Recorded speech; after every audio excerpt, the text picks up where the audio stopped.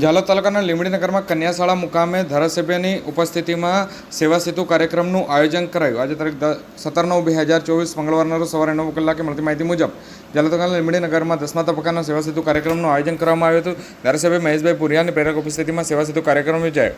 સેવા સેતુ કાર્યક્રમ દરમિયાન સરકારના વિવિધ વિભાગોની અનેક સેવાઓ પ્રજાને મળી. પ્રજાની વ્યક્તિલક્ષી રજૂઆતોના ઝડપી ઉકેલ વધે તે માટે સમગ્ર રાજ્યની સાથે ઝાલોદ તાલુકામાં સેવા સેતુ કાર્યક્રમના 10મા તબક્કાનો શુભારંભ કરવામાં આવ્યો હતો.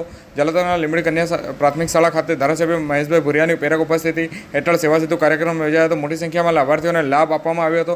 13 વિભાગની 55 જેટલી સેવાઓ લાભાર્થીઓ સુધી પહોંચી હતી.